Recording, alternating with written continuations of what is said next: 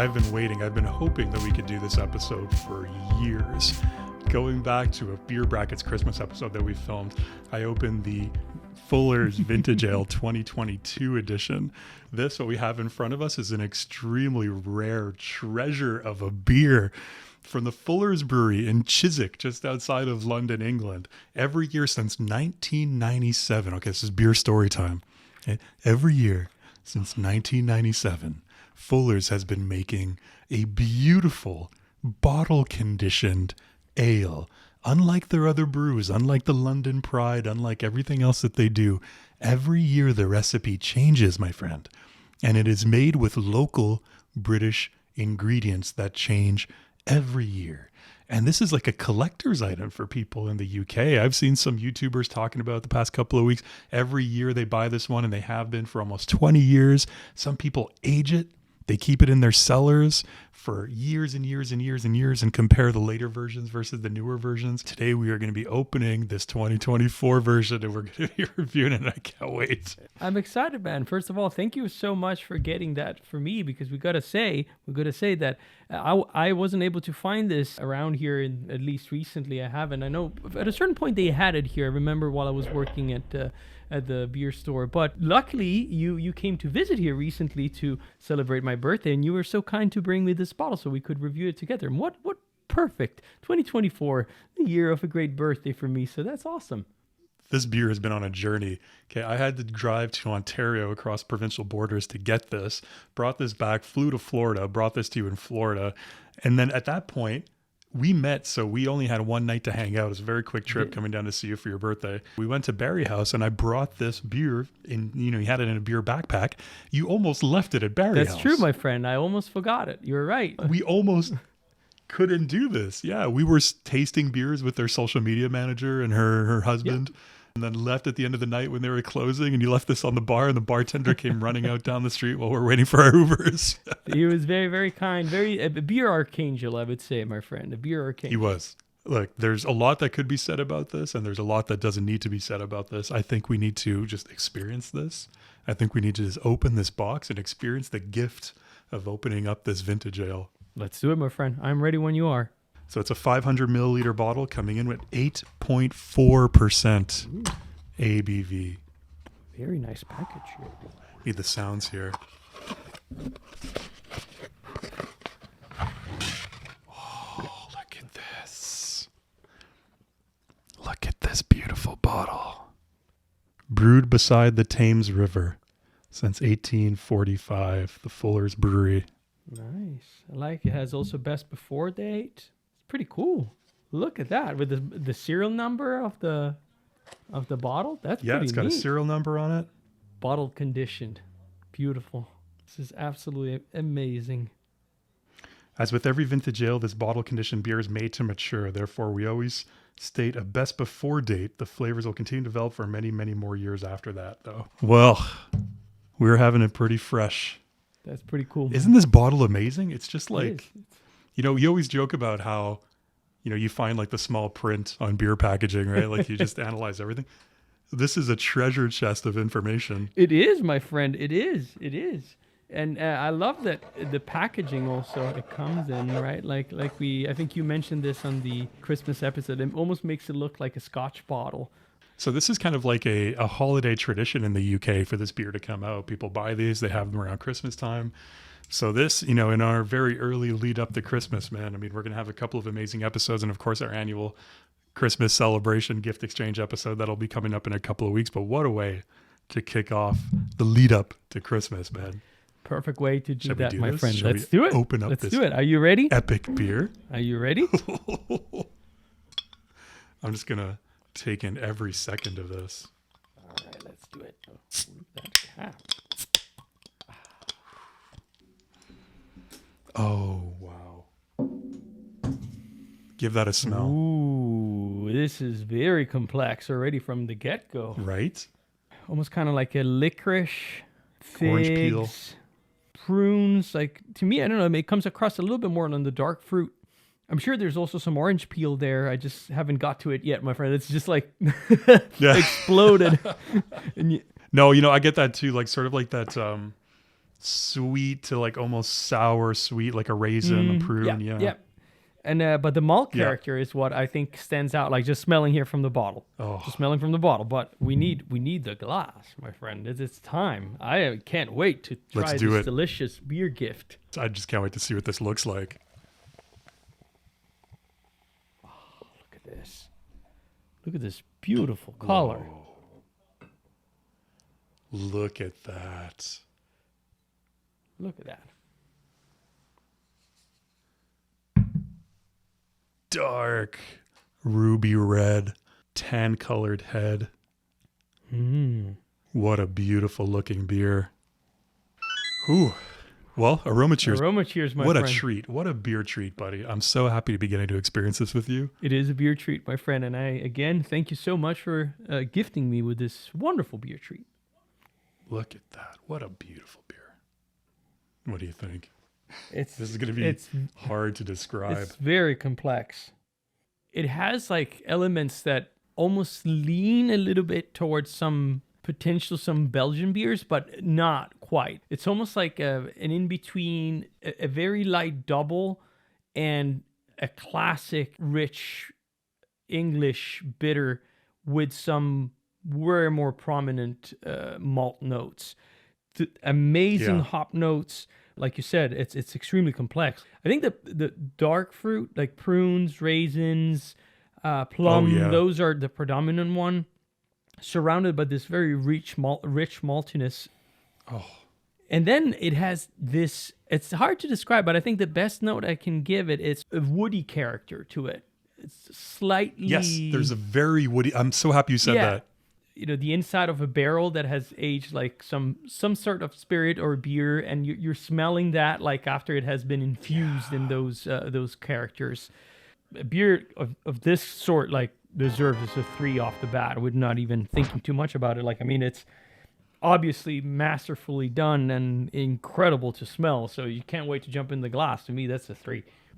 It's painful having to sit through this aroma because it's making me salivate like crazy, and I just want to go in for a sip so bad. And everything you said, dark fruit. I still get like a little bit of not exactly citrus, but orange rind almost. Yeah, like I that can kind see of that. sort of. Now in the glass, you're right. Mixed with hops, and it's mixed with malt, and it's mixed with this whole like wide variety of characters that come together, but in waves. Like you smell one thing and then you smell something else, and they're all mixing together, and it's just unbelievable.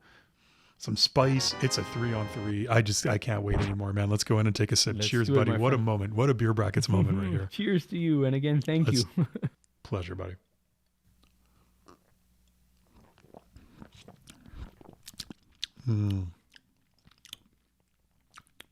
Ooh. Ha, there is the licorice. Yeah. It comes out a lot, right? Yeah. It's funny because I didn't quite catch it once I poured it in the glass, but out of the bottle, it was almost one of the first things that I smelled, and it came right there as soon as I took a sip. Wow. This is a holiday ale. Yeah, I agree, my friend. It definitely is. You talk about winter warmers. This is a winter warmer. Definitely. Ooh, it's good. Wow. Yeah. I don't know where to start with the descriptions, but... Right. I'm trying to think. Where are we going to start with this? Licorice for sure. I think that's the predominant note. Once you've taken a sip, at least for me, baked cookie kind of character of malt. You get a little bit of sweetness that resembles a little bit the Belgian doubles, like if we want to really make a comparison, but very faint. It does. It definitely does. Yeah, man, for sure. But what I like about it is that it then elevates and it becomes more similar to what you can imagine like a bitter. You get more of the hop character. You get a little bit more of the floral / aromatic component in it. And I still find that this woody presence, man, it's delivering everything you smelled and more. I'm sticking with a 3 so far, man. Like this is absolutely poetry in a glass. What do you think? I just almost dropped the glass and caught it, and some of it just spilled all over me. So I'm bathing in the vintage ale right now. You've baptized but it's fine. Beer desk. Crisis averted. That's important, and I saved the beer. You've baptized the desk there again, my friend. Like, dude, the beer desk. You just need to sprinkle a little beer on it. It hasn't happened in a while, so this is good. This is the perfect beer to mix into the wood of the beer desk. Maybe it'll start producing more natural yeasts, some Brettanomyces, It could. to encourage the yeast production. I have to ask you, our beautiful wood beer bracket signs, do you think there's a wild yeast that exists within the wood of our beer bracket signs? I can feel it, my friend. It's like the force. It's calling you. It's all around you. It's just bursting with wild yeast. Oh, in the wood. I'm trying to pinpoint. I'm really focusing on that wood character you mentioned because it's so interesting. But oh my God, like the hops really come out. Really, really, really come out when you take a sip. Yeah. Almost like that's where like the real ale characteristics start coming out, like almost along the lines of a pale ale. But then you have those beautiful, dark fruit, chocolatey, just characteristics that are just in wrapping those really fresh tasting hops. And it's bitter. This is very, very challenging for a beer drinker, I think. Like to drink a pint of this or a 500 milliliter glass of this, I think it's the kind of thing where every sip is kind of, you're experiencing it. Oh, yeah. You know? 100%. It's a complex beer. This is one you sip. This is not a session beer for sure. This is not a session beer. Yeah, no. No, this is very much a winter warmer. Yep. Sitting by the beer fire, my friend. With a friend or multiple friends enjoying a delicious vintage ale. Exactly. I'm going to go with my gut on this one, and I'm going to go with a 2.5 on the taste. For me, a beer like this kind of ale, I would love for there to be a little bit more maltiness on it, and I find it's just a little bit more hop with that really interesting deep dark fruit character I'm loving it. It's a real beer adventure, but it's just not clicking to be a 3 for me. Like this is right completely up my alley. Gotcha. But still 2.5. Fantastic score. All right, buddy. Beer bracket tradition. We got to do a little mouthfeel refresher here. It's time. Let's do it. The carbonation on this beer. Can you imagine? So being bottle conditioned, if you let this one sit for 2 or 3 years. Oh, yeah, man. And the other thing I'll tell you that I'm excited about for being bottle conditioned is to get the bottom of the beer with all the yeast and pour that into the glass. I can't wait until we get to that part. Oh, that's right. I almost forgot about the yeast. Oh, there it is. The dark yeast. Yeah, I don't know if I need to drink more before I pour this. I love when you see those dark spots hit the bright head. All right, my friend. Cheers. It's very much, I think, the carbonation level and the mouthfeel to me reminds a lot of a English bitter / pale ale. Yeah. It's very 100%. Mild. It's right up that alley. Yeah, that's where it's completely different compared to any kind of Belgian beer. Like when I said there are some characteristics that might like lure into that direction, the mouthfeel is definitely not one of those. There's no oily or stickiness whatsoever. There is, or at least I find there is a little bit of that alcohol presence on the mouthfeel. Not quite right into the finish. The alcohol presence, it's okay on the taste. But once you hit the mouthfeel, the carbonation, maybe it's because it's not as prominent. I think it brings out a little bit of that element. Again, we're really splitting hairs here, but I think that's why I'm going to land it at 2.5. Just a small detail. I have to compliment you. You've become a pro-level beer reviewer because you just... You verbalized what I was thinking about the mouthfeel, and I couldn't figure out how to describe it, but you just said it perfectly. Thank you. It's the alcohol presence. You really feel the alcohol. Yeah. It's almost like you're taking a sip of a spirit. It has that classic British ale, soapy kind of carbonation to it. I'd imagine this would be really different if you let it sit for 2 or 3 years. Probably, yeah. I'm sure it becomes a completely different beer. As it is right now, fresh before, the best before date here, that kind of like soapy, soft carbonation's not quite sharp enough to match that alcohol level. I think if it was like a Belgian triple or a double, that has that sharpness on the carbonation, it hides the alcohol a little bit better. I agree. The body of a British ale doesn't hide the alcohol as well. You nailed it, buddy. Perfect. Master beer reviewer right here. Okay. Too kind. 2.5. Agree. Now it's a finish. What do you think?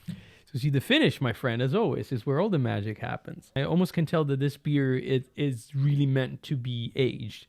The finish are pointing in a lot of directions, but it's almost like when you taste something that is a little bit underripe and it's not quite there yet, and it's beautiful. It's complex because you can taste, the malt. You can taste the hops are on the finish. I find the hops even more present than on the taste. Like you pointed out, it turns more and more into a British classic ale. So you have those nice, beautiful hops, which I think makes it very interesting to drink like at this stage, because you almost feel like the hops are more fresh. They're right there. But then a lot of the other notes are kind of like masked by it on the finish. But you can almost tell that like the more you age this, the hops might tone down and more some of the other ingredients might shine a little bit more. So I find the finish incredibly interesting. So I'm going to stick with the 3, my friend, because it's very, very intriguing to me.